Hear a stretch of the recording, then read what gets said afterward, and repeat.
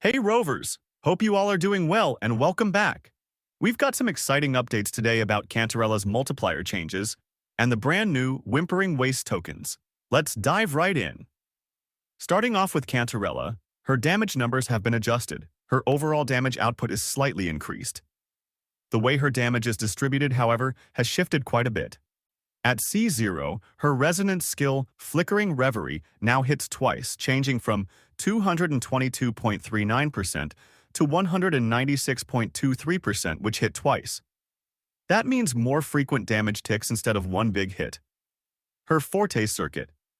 Perception Drain saw a huge increase, going from 214.5% hitting twice to 667.99% hitting twice, which is a significant buff.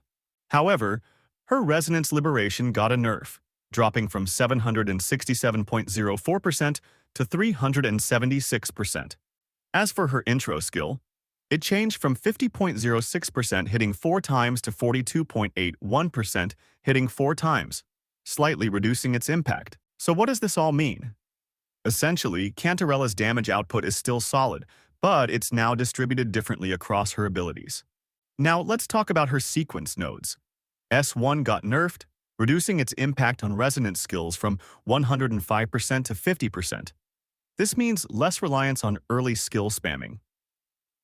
S3 is a huge buff, boosting resonance liberation damage from 180% to 370%, more than double.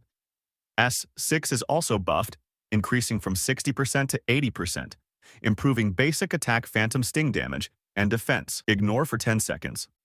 Overall, these changes push Cantarella's playstyle towards high burst potential rather than frequent skill spam, making her resonance liberation and basic attacks significantly stronger. If you enjoy big, satisfying damage spikes, this update is great news. Now, let's talk about the 4 new 5-star tokens coming to Whimpering Wastes. These are a fantastic addition, as 5-star tokens were quite limited. Each of these tokens can only be used twice per run, so you'll need to choose wisely. First, the Gaze that pierces through time. Every time you deal coordinated attack damage, it increases basic attack damage for all resonators by 12%, stacking up to 10 times for 30 seconds. Great for teams that rely on coordinated attacks to boost their overall damage.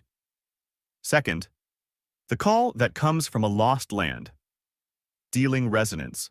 Liberation damage increases resonance skill damage of all team members by 25%, stacking up to 5 times for 30 seconds. This is perfect for characters that frequently use their resonance liberation. Third, the Finale that fails to reach. Defeating an enemy increases crit rate by 2% and crit damage by 4%, stacking up to 20 times. A strong pick for DPS characters that chain kills together. Fourth, the Resolve that burns all or nothing. Using an intro skill boosts resonance liberation damage of the on-field resonator by 120% for 15 seconds. This is an absolute game changer for burst damage setups. These tokens bring a lot more diversity to Whimpering Wastes, making the mode more enjoyable and less restrictive to specific DPS characters. Definitely a welcome update. What do you think about these changes? Are you excited to try out the new tokens? Let me know in the comments. That's all for today's Wuthering Waves update. Stay safe, take care, and I'll see you in the next one.